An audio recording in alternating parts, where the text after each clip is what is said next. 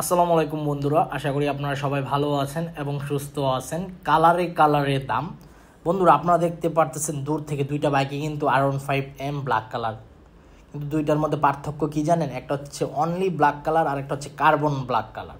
তো দুইটা বাইকের প্রাইস আজকের ভিডিওতে আমি বলে দিব। ভিডিওটি প্রথম থেকে শেষ পর্যন্ত আপনাদের ধৈর্য সহকারে দেখতে হবে, তাহলে বুঝতে পারবেন।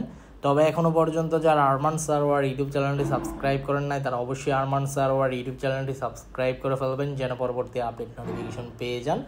বন্ধুরা, বর্তমান প্রেক্ষাপটে কালারে কালারে দাম বৃদ্ধি করা হয়েছে, কোনোটা কম কোনোটা বেশি। তো আমরা আজকের ভিডিওতে জেনে নিব কোন কালার কত টাকা price R15M Indian version BS7। প্রথমে আমি black colour iconic black Indian R15M BS7 বাইকটির প্রাইস বলবো। এই বাইকটির প্রাইস চলতেছে আপনার 6,10,000 টাকা আস্কিং প্রাইস।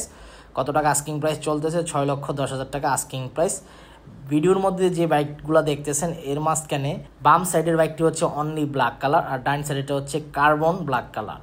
এখন carbon black colour Indian BS7 বাইকটির প্রাইস চলতেছে আপনার 6,25,000 টাকা। তার মানে কালারে কালারে ব্যবধানে আপনার 15,000 টাকা কিন্তু বেশ কম। দূর থেকে কিন্তু দুইটা বাইকই দেখা যায় ব্ল্যাক কালার। যখন আপনি বাইকটির কাছে যাবেন তখন বুঝতে পারবেন একটা ব্ল্যাক কালার আর একটা হচ্ছে আইকনিক কার্বন ব্ল্যাক কালার। কালারে কালারের দাম আমি বলে দিয়েছি। আপনারা অবশ্যই 5-6টি শোরুম যাচাই বাছাই করবেন। 5-6টি শোরুম যাচাই বাছাই করার পর যে শোরুম থেকে মনে হবে কম দামে বাইকটি ক্রয় করা যায় ওই শোরুম থেকে বাইকটি ক্রয় করে ফেলবেন।